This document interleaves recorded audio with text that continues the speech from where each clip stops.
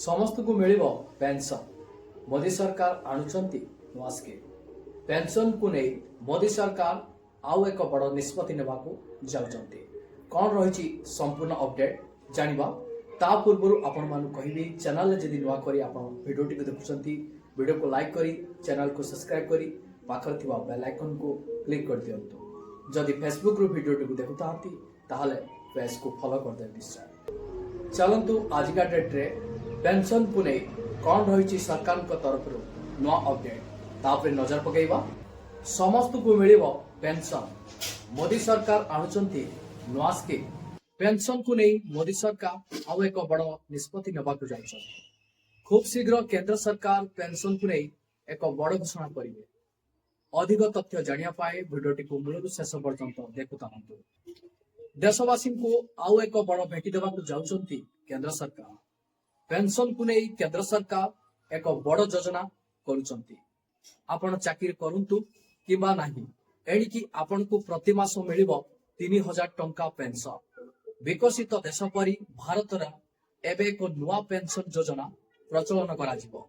एहा अधीन रे समस्त को पेंशन लाभ मिलिबो।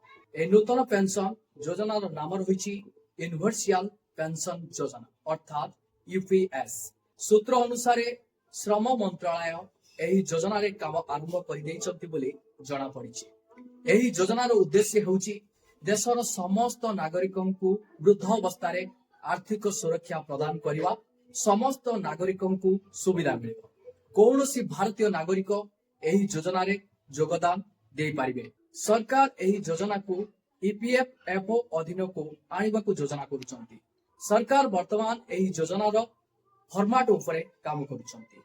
एही काम समाप्त हेबा मात्रे श्रम मंत्रालय एहाकू साधारण लोकंक निकट को आनिबे एवं योजना को उन्नत एवं अधिक उपयोगी करिया पाए लोक विशेषज्ञ विभिन्न मंत्रालय एवं समस्त अंशीदारों सह कथा हेबे। जदि सूत्र गुड़िक विश्वास करा जाए तेबे सरकार एही योजना रे अनेक नूतन एवं पुराना योजना को अधिक जोग करि पारंती। सरकार चाहती जे श्रमिक स्वनियुक्ति व्यक्ति एवं व्यवसायी भली असंगठित क्षेत्र सर्वाधिक लोक एही योजनार लाभ पांतु। जो योजना गुड़ी को अंतर्भुक्त करा जाई पारिबो एथिरे को योजना अंतर्भुक्त हेबो ताहा सरकार पक्षरु एपर्यंत स्पष्ट होई नै। विशेषज्ञ माने कहिसंती जे सरकार एही योजनार किछि प्रमुख एवं आकर्षणीय योजना अंतर्भुक्त करि पारिबे। जेपरि प्रधानमंत्री मानधन योजना एही भली योजना स्वच्छाकृत भावरे एगुड़िकर 60 वर्ष पर प्रति मासरे 3000 टंका पेंशन मिलता है। यही योजना रे आपण प्रति मासरे 55 टंकारु 200 टंका पर्यंत जमा करि पारिबे। आपण जेतिकी परिमाणर विनियोग करिथिबे सरकार मध्य सेही परिमाणर योगदान करिवे। एही बड़ योजनार अटल पेंशन योजना को मध्य अंतर्भुक्त करा जाई पारिबो। वर्तमान एही योजना पीएफआरडीए अधीन रे आसुची। एही दुईटी योजना व्यतीत सरकार पढ़ा एवं निर्माण श्रमिक आईन अनुसार संगृहीत शेष मध्य अंतर्भुक्त करि पारिबे। एहा माध्यम रे निर्माण क्षेत्रर श्रमिक मानकु पेंशन मध्य दिया जाई पारिबो।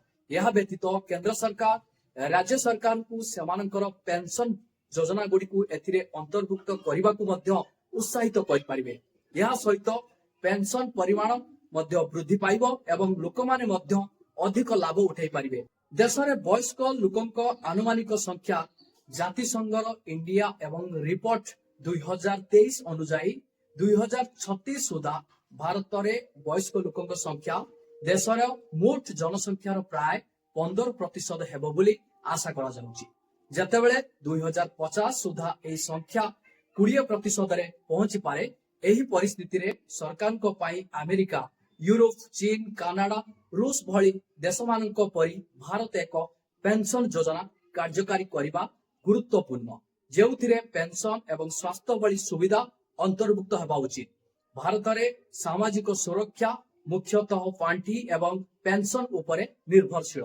एही परिस्थिति रे एही नूतन पेंशन योजना सामाजिक सुरक्षा क्षेत्र रे एक बड़ पदक्षेप प्रमाणित होई पारे। यह थिला सरकार तरफ नुआ अपडेट। तो पुणी आपण मान सहित देखा सरकार तरफ नुआ एक अपडेट रे। जय जगन्नाथ।